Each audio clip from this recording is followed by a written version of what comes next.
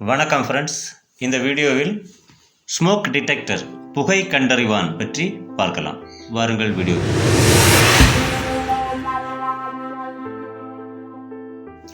புகை கண்டறிவான்கள் வீடுகளிலும் வணிக நிறுவனங்களிலும் மிகவும் சாதாரணமாகிவிட்டதால் அவற்றை கவனிக்காமல் இருப்பது எளிது.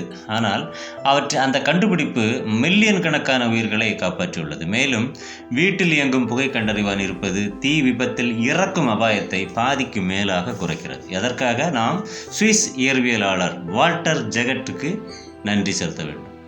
1930களின் பிற்பகுதியில் சுவிஸ் இயற்பியலாளர் வால்டர் ஜாகர் விஷவாயுவுக்கான உணரியை சென்சாரை கண்டுபிடிக்க முயன்றார். வாயு உள்ளே நுழையும் போது அயோனைஸ்டு காற்று மூலக்கூறுகளுடன் பிணைந்து கருவியின் மின்சுற்றில் உள்ள மின்சாரத்தை மாற்றும் என்று அவர் எதிர்பார்த்தார். இருப்பினும் சிறிய அளவிலான வாயுவின் செறிவுகள் உணரியின் கடத்துத்திறனை கண்டக்டிவிட்டியை பாதிக்காததால் கருவி அதனுடைய நோக்கத்தை நிறைவேற்றவில்லை. மனமுடைந்த நிலையில் ஜாகர் ஒரு சிகரெட்டை பற்ற வைத்தார். அப்போது கருவியில் இருந்த ஒரு மீட்டரில் மின்சாரம் குறைந்ததைக் கண்டு அவர் ஆச்சரியப்பட்டார். விஷவாயுவை போலல்லாமல் அவருடைய சிகரெட்டில் இருந்து வந்த புகை துகள்கள் மின்சுற்றின் மின்னோட்டத்தை மாற்ற முடிந்தது. ஜாகரின் இந்த சோதனை நவீன புகை கண்டறியும் கருவிகளுக்கான ஸ்மோக் டிடெக்டர்களுக்கான அடித்தளத்தை அமைத்த வளர்ச்சிகளில் ஒன்றாகும்.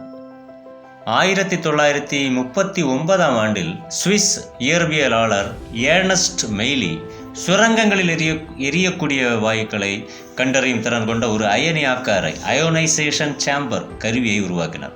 கண்டறியும் செயல்முறையால் சென்சார்களால் உருவாக்கப்படும் சிறிய சிக்னலை பெருக்கி அலாரத்தை இயக்கும் அளவிற்கு வலிமையாக்கக்கூடிய ஒரு குளிர் கேத்தோடு குழாய் கோல்டு கேத்தோடு டியூப் ஒன்றை அவர் கண்டுபிடித்தார். 1950களில் இருந்து புகை கண்டறிவான்கள் தொழில்துறை இடங்களில் நிறுவப்பட்டன. ஆனால் அவற்றின் அதிக விலை வீடுகளில் பரவலாக பயன்படுத்துவதை தடுத்தது.